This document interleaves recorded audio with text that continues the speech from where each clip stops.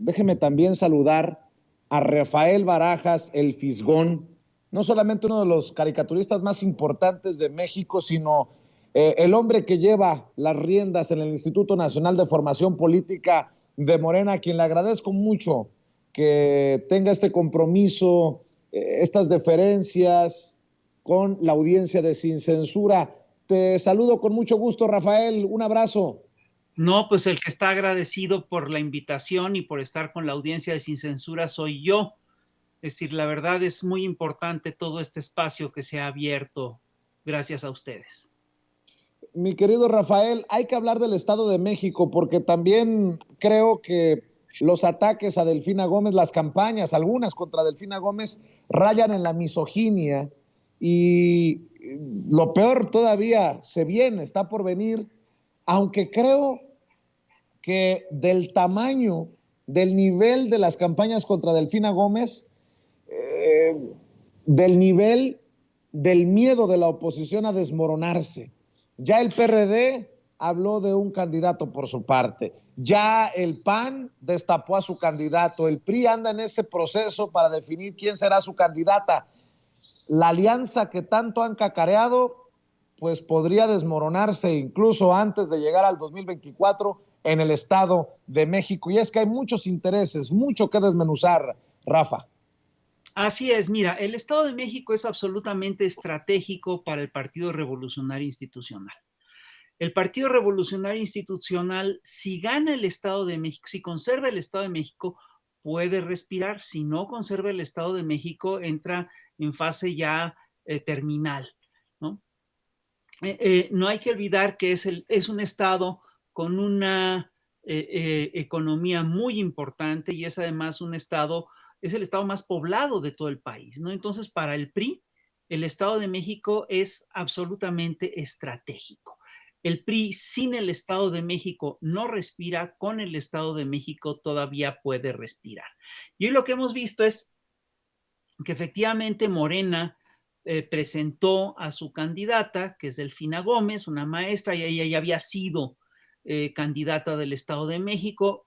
La impresión que yo tengo es, bueno, es que ganó la elección la vez pasada. Es más, yo estoy convencido de que le robaron la elección a la mala y las pruebas son muy claras. En toda la zona conurbada ganó con un porcentaje muy importante y el PRI le da la vuelta a este triunfo con las zonas rurales que están totalmente apartadas y en algunas de estas zonas rurales tuvimos una votación, el PRI tuvo una votación de más del 100%, digo, es una cosa verdaderamente inaceptable, ¿no? Entonces vuelve a presentarse la candidatura de Delfina y efectivamente se da lo que tú estás señalando, el PAN presenta ya a su candidato que es Enrique Vargas del Villar, el PRD va a presentar su propio candidato, el PRI está haciendo su cabildeo para presentar a su candidato y obviamente lo primero que se desata es una campaña negra contra Delfina, es una guerra sucia. Es curioso porque el tema de aquí están jugando con el tema de la percepción y la percepción se rige por varias cosas, por cómo se sensibiliza a la gente alrededor de un tema. Y desde hace tiempo están manejando la idea de que Delfina es una delincuente electoral. Imagínate qué grave, ¿no? Entonces, si nosotros revisamos en qué se funda esta acusación, vamos a ver que es verdaderamente insustancial. Es decir, ahí lo que ocurrió es que hubo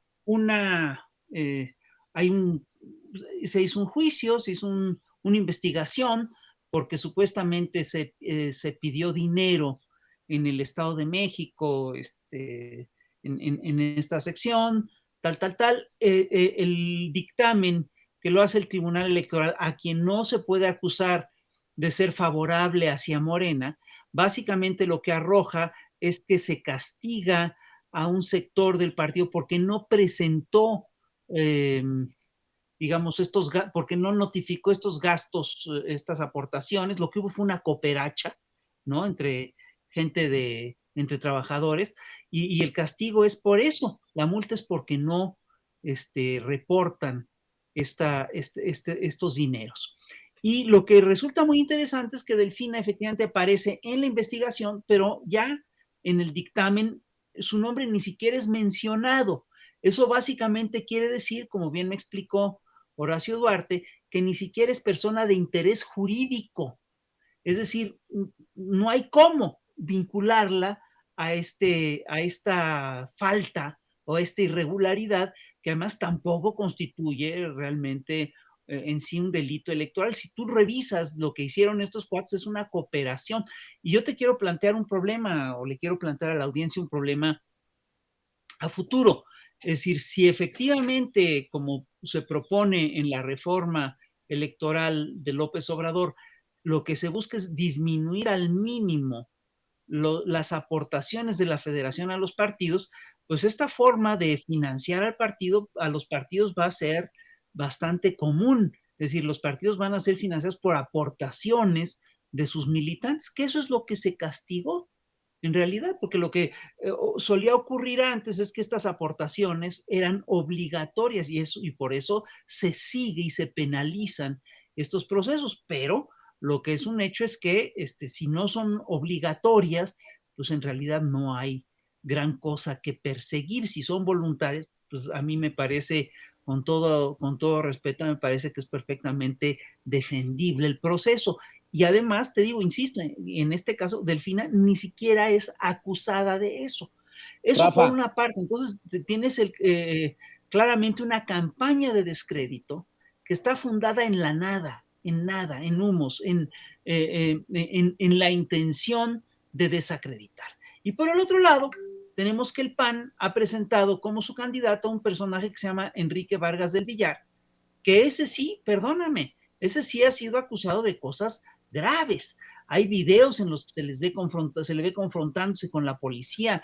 Fue acusado de estrellarle una botella de alcohol en la cabeza a su tía. Hay fotos de la tía con sangrando. Hay fotos del Villar siendo fichado por esta agresión.